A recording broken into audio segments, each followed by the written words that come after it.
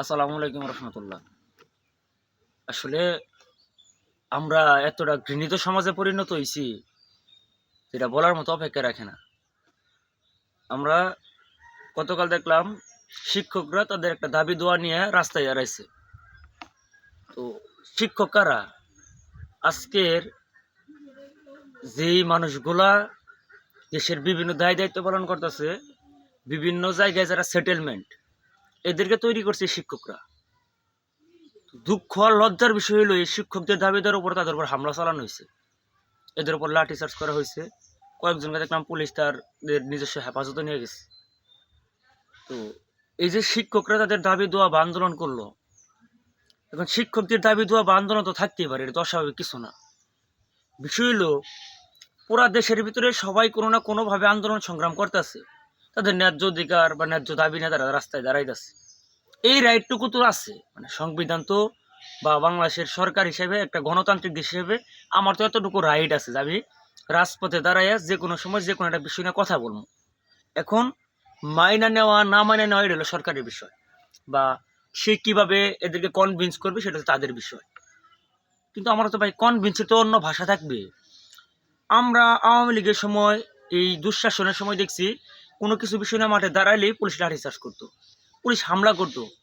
আমরা গণ অভ্যুত্থানে 2000 ছাত্র আমাদের নিহত হয়েছে, হাজার হাজার ছাত্র পঙ্গুত্ব বরণ করছে, কত শত ছাত্র হামলার শিকার হয়েছে। তাহলে এই যে বিষয়টা, তাহলে আমরা কি ওই একটি ফ্যাসিজমের পথে হাঁটলাম না?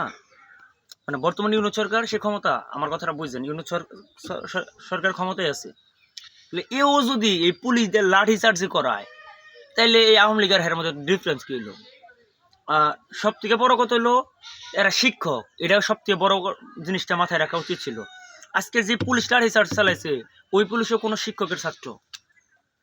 তো এই বিষয়গুলো তারা কেমনে ভুলে যায়, এগুলো তো আমি বুঝি না।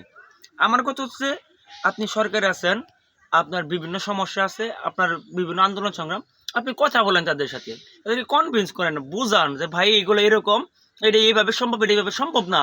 আপনি আসতেন তাদের মাঝে কথা বলতেন। তা না, তারা আন্দোলন সংগ্রাম করবে, কেন্দ্রীয় শহীদ মিনারে তাদের উপর তারা এরকম প্রোগ্রাম করলো, আপনারা গিয়ে হচ্ছে যে এখানে হামলা করে দিলেন, তাদের উপর লাঠিচার্জ চালালেন। একজন ছাত্র হিসেবে, আমি একজন ছাত্র হিসেবে শিক্ষকদের এই অপমান আমরা কখনোই মেনে নিতে পারি না।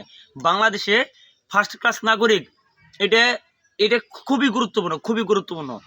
শিক্ষকরা বাংলাদেশের ফার্স্ট ক্লাস নাগরিক নিয়ে, ও তাহলে তারা যদি ফার্স্ট ক্লাস নাগরিক না হয়, তারা ফার্স্ট ক্লাস নাগরিক কেমনে তৈরি করবে? সে নিজেই ফার্স্ট ক্লাস নাগরিক নেই, তাহলে সে ফার্স্ট ক্লাস নাগরিক কেমনে তৈরি করবে? এই জন্য ভাই, আমার কথা হচ্ছে, শিক্ষকদের দাবি দেওয়া বা যাদের যত দাবি দেওয়া আছে, তারা রাজপথে দাঁড়াইতে পারে, এটা তার অধিকার আছে, এটা তার রাইট। সেই জায়গা থেকে আপনারা হইতেছে তাদের সাথে কথা বলেন, ভাই এটা এইভাবে সম্ভব না, এটা এইভাবে সম্ভব, আমরা এইভাবে করতে চাই, এইভাবে করতে চাই না। সুন্দরভাবে তাদেরকে বুঝান, কথা বলেন। এরকম যখন আপনারা কথা বলবেন, এইগুলো তো আমাদের মাঝে আসবে, তখন তো আমরা বুঝতে পারবো যে না, আপনাদের জায়গা থেকে কোনো ভুল ছিল না, বরং তারাই বার্গেটিং করার কারণে হামলার শিকার হয়েছে। কিন্তু ভাই আপনি বুঝাবেন না, কথা বলবেন না, কোনো কিচ্ছু না, হঠাৎ করে আপনি মানে লাঠি চার্জ করে বসবেন, এইগুলা ভাই মাইনে নেওয়া হবে না ভাই। বাংলাদেশে এগুলা মাইনে নেওয়ার দিন চলে গেছে।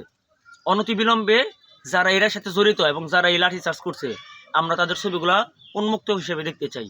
সরকার এগুলোর উন্মুক্ত করবে, আর তা যদি না করে, তাহলে আমার যেটা মনে হয় যে এই সরকার আর আওয়ামী লীগের মধ্যে কোনো ডিফারেন্স আছে কিনা সন্দেহ। আমার কথা হলো, এই সরকার তো পদে পদে ভুল করছে, পদে পদে প্রত্যেকটা দিন ভুল করে যাইতেছে। আমরা তো দেশের জনগণ হিসেবে এগুলো চাই না। আমরা তো এই জন্য এদেরকে ক্ষমতায় বহাই নাই, আর কি নির্বাচিত সরকার, নির্বাচিত না তো, ভোট না পাওয়ার পরে, ভোট না দিয়ে এদেরকে ক্ষমতায় বহানো হয়েছে।